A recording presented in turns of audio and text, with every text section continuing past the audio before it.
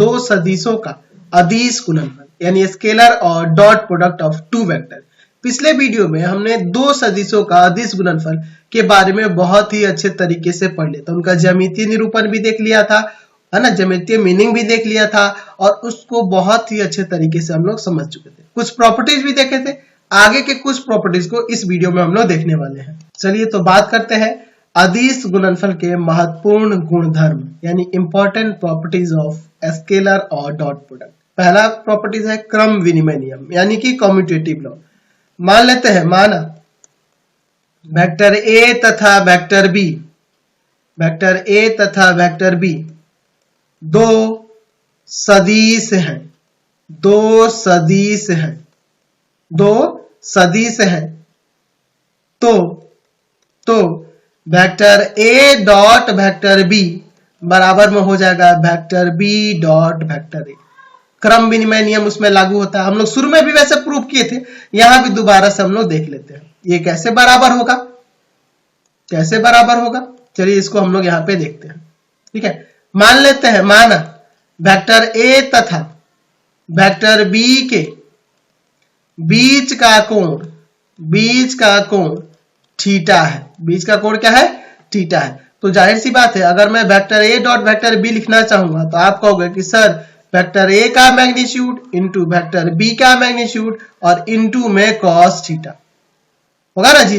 अच्छा, अगर मैं इसे लिखना चाहूं तो लिख सकता हूं वेक्टर बी का मैग्नीट्यूड इंटू वेक्टर ए का मैग्नीट्यूड इंटू में कॉस थीटा, क्योंकि यहां पे हमें पता है कि वेक्टर ए का मैग्नीट्यूड इंटू वेक्टर बी का मैग्नीट्यूड बराबर होगा वेक्टर बी के मैग्नीट्यूड इंटू वेक्टर ए के मैग्नीट्यूड, क्योंकि यहाँ पे कोई ना कोई अदिश राशि ही है ना, ये दोनों अदिश राशि ही है, कोई संख्याएं ही होंगी और इनको गुना करेंगे। जैसे मान लो 2 गुना 3 करते हो और 3 गुना 2 करते हो तो बराबर ही ना होता है जी। क्रम विनिमय नियम इसमें लागू होता है संख्याओं के लिए। चलिए तो इसको हम ऐसे भी लिख सकते हैं, तो यह किसके बराबर होगा? बी डॉट ए के, vector B dot vector A के, यानी कि यहां से प्रूफ हो गया कि vector A dot vector B बराबर होगा vector B dot vector A. क्रम विनिमय नियम इस पे लागू होता है। आप कहोगे कि सर क्या साहचर्य नियम? भैया साहचर्य की बात ही नहीं होगी यहाँ पे, क्योंकि हम लोग यहाँ दो सदिशों की बात कर रहे हैं, 3 सदिश की नहीं बात कर रहे, हम लोग 2 सदिश की बात कर रहे हैं। समझ रहे हैं ना बात को? चलिए अगला देखते हैं वितरण नियम, डिस्ट्रीब्यूटिव लॉ।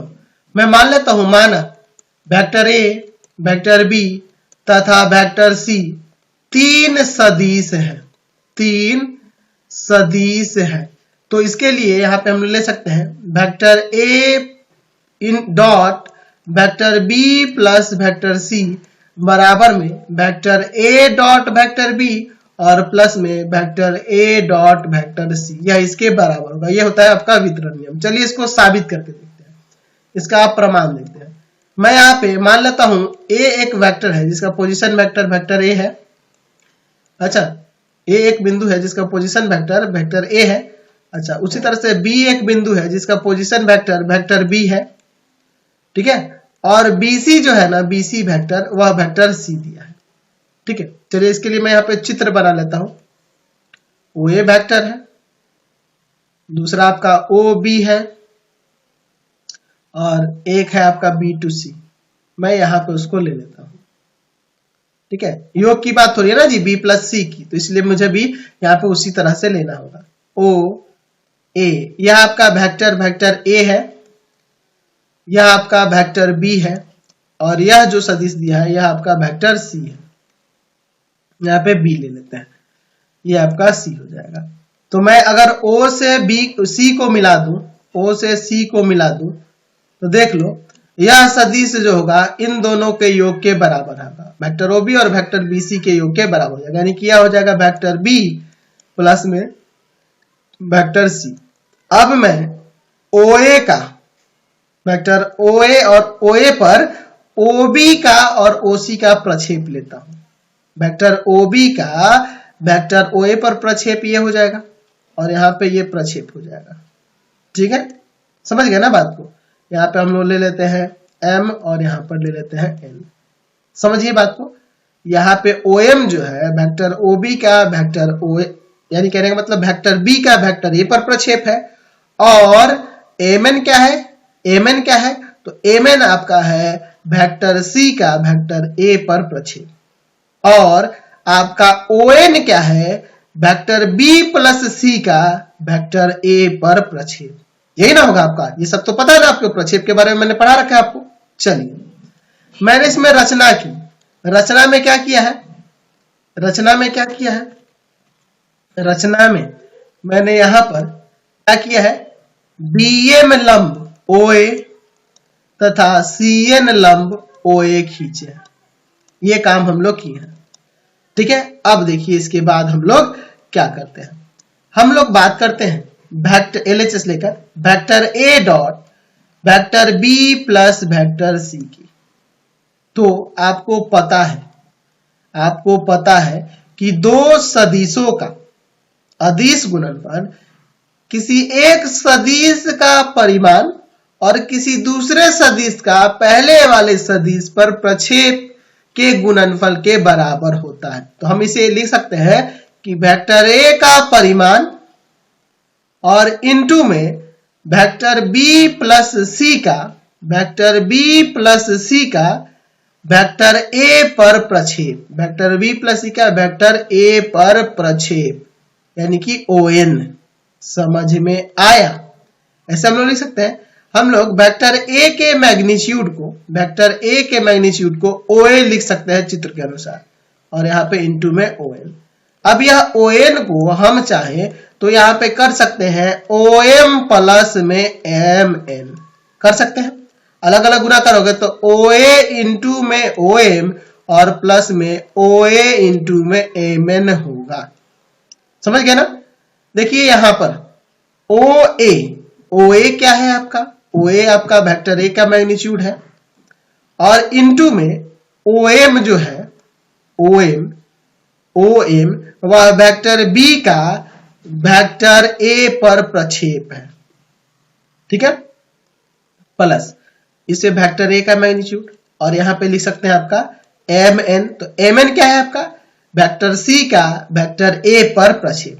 तो यहां देखिए यह आपका एक सदिश का परिमाण है और गुना में उस सदिश पर किसी अन्य सदिश का प्रक्षेप का मान, जब गुना करेंगे तो ये क्या आ जाएगा, वेक्टर ए डॉट में वेक्टर बी।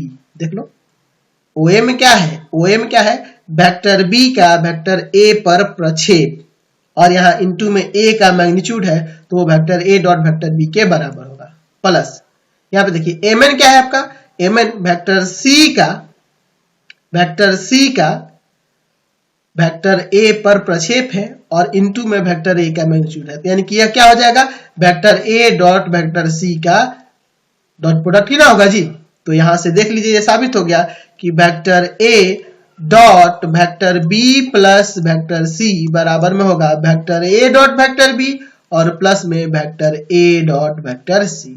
समझ में आया? चलिए आगे बढ़ते हैं। अब कुछ अन्य इससे संबंधित प्रॉपर्टी भी आपको याद रखनी होगी, या इसको सिंप्लीफाई करके हम लोग प्रूव कर लेते हैं। समझ लीजिए vector A plus vector B दिया हो और डॉट में दिया हो vector A minus vector B, इन दोनों का प्रोडक्ट निकालना है। तो देखो क्या करोगे, आप सिंपली मल्टीप्लाई करोगे vector A dot vector A, vector A dot vector A, ठीक है, minus vector A dot vector B plus vector B dot vector A और minus vector B dot vector B. तो देखिए हमने रूल में पढ़ा हुआ है कि vector A dot vector B vector A के मैग्नीट्यूड का स्क्वायर हो जाएगा, vector A dot vector minus B into में वेक्टर बी है और प्लस में, इसे मैं पलट भी सकता हूं क्योंकि ये दोनों आपस में बराबर होते हैं। Vector B dot vector A dot vector B के बराबर होता है और ये हो जाएगा बी के मैग्नीट्यूड का स्क्वायर। तो इसे ये कट जाएगा, यहाँ जाएगा वेक्टर ए के मैग्नीट्यूड का स्क्वायर माइनस वेक्टर बी के मैग्नीट्यूड का स्क्वायर। उसी प्रकार से बहुत सारे हमें करने होंगे। Vector A plus vector B का होल स्क्वायर देते तो इसको ऐसे ही नहीं तोड़ देना, दोनों को दो बार लिख लेना और इनका डॉट प्रोडक्ट जैसे अभी निकाला है ऊपर उसी तरह से यहां भी निकालेंगे। क्या लिखेंगे, vector A dot vector B, step by step चलेंगे। Vector A dot vector A plus vector A dot vector B plus vector B dot vector A और प्लस में vector B dot vector B. तो यहां हो जाएगा आपका vector A के magnitude का स्क्वायर, ये पलट सकते हैं vector A dot vector B लिख सकते हैं, तो यह दोनों जोड़ के 2 into vector A dot vector B आ जाएगा, ठीक है, और प्लस में यहाँ पे वेक्टर बी के मैग्नीट्यूड का स्क्वायर। तो इसी तरह से जो प्रॉपर्टीज हम लोग पढ़े हैं ना, उन्हीं के आधार पर हमें यहाँ डॉट प्रोडक्ट निकालना होगा। चलिए अब हम लोग बात करते हैं वेक्टर आई कैप, जे कैप और के कैप के पदों में व्यक्त दो सदिशों का अदिश गुणनफल, यानी कि जो आपके पास सदिश दिए होंगे इस रूप में दिए होंगे आई कैप, जे कैप, के कैप के रूप में, और उसका अदिश गुणनफल कैसे ज्ञात करेंगे। मान लेते हैं, मान वेक्टर ए बराबर में हमारे पास दिया है x1 आई कैप, ठीक है, प्लस y1 जे कैप और प्लस z1 के कैप, और वेक्टर बी बराबर दिया है x2 आई कैप प्लस y2 जे कैप और प्लस z2 के कैप, ठीक है। तो अगर मुझे इसका डॉट प्रोडक्ट निकालना होगा तो मैं क्या लिखूंगा, x1 आई कैप प्लस y1 जे कैप प्लस z1 के कैप डॉट x2 आई कैप प्लस y2 जे कैप और प्लस में z2 के कैप, ऐसे लिखेंगे ना। चलिए अब इनका डॉट प्रोडक्ट कैसे निकालेंगे, तो x1 आई कैप में इंटू करेंगे x2 आई कैप से। तो आई कैप और आई कैप आपको बता रखा है समान इकाई सदिश में जब गुना होता है तो उनका डॉट प्रोडक्ट जो होता है वह 0 वह 1 आता है, 1 आता है। और असमान होते हैं, जैसे मान लो जे और के ले लिए, तो असमान होंगे तो उनका डॉट प्रोडक्ट क्या आता है, 0 आता है, ठीक है। तो अगर मैं बात करूं इसमें और इसमें गुना करेंगे तो आ जाएगा x1 x2 प्लस, अब देखो इसमें और इससे करेंगे तो दोनों असमान है, यहाँ जे है और यहाँ पे आई है, तो इनका डॉट प्रोडक्ट 0 हो जाएगा, और 0 हो जाएगा तो ये सारा आपका 0 हो जाएगा। इसमें इससे करेंगे तो ये भी डिफरेंट है, 0 हो जाएगा। अब इसमें इससे करेंगे तो ये भी आई और यहाँ जे है तो 0 हो जाएगा। यहाँ चलिए ये दोनों समान है, जे है, तो आ जाएगा y1 y2, क्योंकि जे कैप और जे कैप का डॉट प्रोडक्ट 1 हो जाएगा, तो उसको लिखने की जरूरत नहीं है इनटू में, प्लस अब इसमें इसे करेंगे तो ये भी अलग अलग है, 0 हो जाएगा। ये के वाले में चलो इससे इसे 0, इसे करेंगे 0, और के कैप 1, यानी कि z1 z2 बच जाएगा। यानी दो सदिशों का डॉट प्रोडक्ट निकालना हो और वो आई जे के कैप के फॉर्म में दिए हो तो उनके आई कंपोनेंट, ठीक है, उनके अदिश घटकों के संगत गुणनफल करके उनका योग, समझ गए ना। यानी कि आई के घटक, जे के घटक और के घटक, जो आपके यहाँ अदिश घटक दिख रहा है, आई वाले के साथ आई वाले को गुना करेंगे, जे वाले में जे वाले से और के वाले में के वाले से गुना करके खाली जोड़ देंगे, उनके अदिश घटकों का योग निकाल देंगे गुना कर करके, समझ गया ना। x1 में x2 से गुना करेंगे प्लस y1 में y2 से और z1 में z2 से। एग्जाम्पल के लिए अगर बात करें, मान लो वेक्टर a बराबर 2 आई कैप प्लस में 3 जे कैप और माइनस का के कैप दिया, और वेक्टर b बराबर 3 आई कैप प्लस में 2 जे कैप और प्लस में 2 के कैप दिया, तो इन दोनों का डॉट प्रोडक्ट निकालना होगा। तो आई कैप वाले के आई कैप वाले कंपोनेंट के साथ 3 दूना 6 प्लस इसमें इसे करेंगे 6, और 2 में यहाँ -1 है तो माइनस का 2, तो ये आपका 10 आ जाएगा। तो सिंपल है ना डॉट प्रोडक्ट निकालना, बहुत ही आसान तरीके से निकाल सकते हैं। आई के घटक में आई वाले से, जे वाले में जे वाले से और के वाले में के वाले से, क्योंकि बाकी सब तो भाई 0 हो जाएंगे तो उससे कोई दिक्कत नहीं है। अच्छा, हमने देखा था कि अगर दो सदिशों के बीच का कोण निकालना होगा तो cos थीटा बराबर होता है वेक्टर a का मैग्नीट्यूड इंटू वेक्टर b का मैग्नीट्यूड बाई में वेक्टर a का मैग्नीट्यूड इंटू में वेक्टर b का मैग्नीट्यूड। अब इसको हम लोग इस रूप में बदल के देखते हैं। अगर मान लीजिए इस प्रकार के सदिश दिए गए होंगे तो कैसे उससे बनाएंगे। मैं यहाँ पे मान लेता हूं, माना वेक्टर a बराबर में ले लेता हूं a1 आई कैप, b1 जे कैप, c1 के कैप, और वेक्टर b बराबर में ले लेता हूं a2 आई कैप, b2 जे कैप और c2 के कैप, ठीक है, ऐसे ले लेता हूं। तो जाहिर सी बात है अगर मैं यहाँ पे इस फॉर्मूले की बात करूंगा तो इसमें रखने के लिए मुझे पहले दोनों का डॉट प्रोडक्ट चाहिए। तो डॉट प्रोडक्ट अभी आपने देखा a1 a2 plus b1 b2 और प्लस में c1 c2 होगा। अच्छा, दोनों के मैग्नीट्यूड की बात करें तो a का मैग्नीट्यूड रूट अंडर a1 का स्क्वायर प्लस b1 का स्क्वायर प्लस c1 का स्क्वायर हो जाएगा, और b का मैग्नीट्यूड आपका हो जाएगा रूट अंडर a2 का स्क्वायर प्लस b2 का स्क्वायर प्लस c2 का स्क्वायर हो जाएगा। यही ना हो जाएगा जी। चलिए, तो अब यहाँ पे cos थीटा बराबर फॉर्मूला में चेंज करेंगे तो cos थीटा बराबर में क्या हो जाएगा, दोनों का डॉट प्रोडक्ट यानी कि vector a1 a2 plus b1 b2 plus c1 c2 और बाई में दोनों का अलग अलग मैग्नीट्यूड यानी कि रूट अंडर a1 का स्क्वायर प्लस b1 का स्क्वायर प्लस c1 का स्क्वायर और फिर रूट अंडर a2 का स्क्वायर प्लस b2 का स्क्वायर प्लस c2 का स्क्वायर। तो ये भी फॉर्मूला हम लोग लगा सकते हैं जब इस रूप में आपके पास सदिश वेक्टर दिए गए होंगे, तब इस रूप में जब वेक्टर दिए होंगे तो ये फॉर्मूला भी हम लोग लगा सकते हैं। अच्छा, अगर इस रूप में दिया हो तो हम लोग देखे थे वहां पर कि यदि मान लो यहाँ पे दोनों के बीच का कोण 90 हो, यानी कहने का मतलब कि वेक्टर ए वेक्टर बी पर लंब हो, तो हमने देखा था कि उनका डॉट प्रोडक्ट क्या हो जाता है, 0 हो जाता है। डॉट प्रोडक्ट 0 होता है, मैं बताया था क्योंकि cos 90 0 होता है इसलिए 0 हो जाता है। तो अगर मैं इसको इस रूप में देखूंगा तो यहां कहूंगा कि a1 a2 plus b1 b2 और प्लस c1 c2 का मान अगर 0 के बराबर हुआ तो वेक्टर ए वेक्टर बी पर लंब होगा।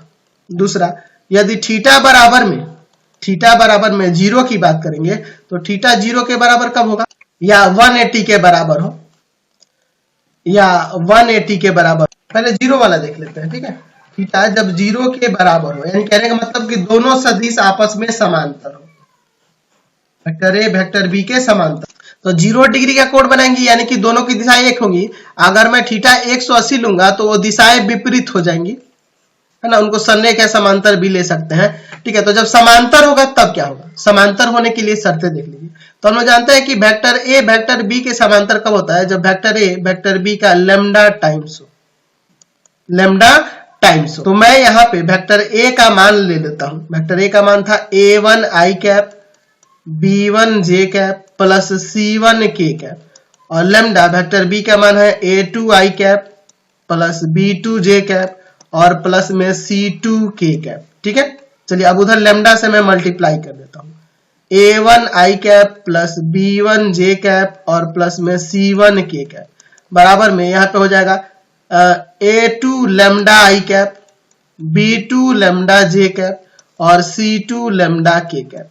तो चूंकि ये आपस में सदिश बराबर हो रहे हैं तो इनके हम लोग अदिश घटकों को आपस में बराबर कर सकते हैं। तो a1 बराबर में a2 लैम्डा, b1 बराबर में b2 लैम्डा और c1 बराबर में c2 लैम्डा। तो यहां से a1 बाई a2 बराबर में हो जाएगा लैम्डा, b1 बाई b2 बराबर में हो जाएगा लैम्डा और c1 बाई c2 बराबर में हो जाएगा लैम्डा। यानी कि a1 बाई a2 बराबर में b1 बाई b2 और बराबर में c1 बाई c2। अगर यह तीनों बराबर होते हैं तो हम कह सकते हैं कि वेक्टर a वेक्टर b के समांतर है, वेक्टर a वेक्टर b के समांतर है, क्योंकि देख रहे हैं ना तीनों के मान लैम्डा ही आ रहे हैं, यानी कि तीनों अनुपात बराबर हो रहा है। तो अगर सदिश आपके पास दिए हो a1i b1j प्लस c1 के और दूसरा सदिश a2i प्लस b2j और प्लस c2 के, तो उनके अदिश घटकों का जो अनुपात होगा ना अगर बराबर होता है, यानी a1 बाई a2 बराबर b1 बाई b2 बराबर c1 बाई c2 होता है, तब वो दोनों सदिश आपस में समांतर होंगे। तो यही आपके सारे बेसिक कंसेप्ट है इस चैप्टर के, यही है। तो इस वीडियो को हम लोग यहीं पे एंड करने वाले हैं क्योंकि आपके सारे टॉपिक हो गए। अब हम लोग सीधे एक्सरसाइज में चलेंगे और वहां पे क्वेश्चंस को देखेंगे, ठीक है। तो आपको हमारे 3 चैनलों को सब्सक्राइब करना होगा। पहला है path finder classes Chhapra, path finder classes Chhapra. दूसरा है आपका भारती भवन रविकांत सर, भारती भवन रविकांत सर, रविकांत सर। और तीसरा चैनल है रविकांत सर के नाम से, रविकांत सर के नाम से।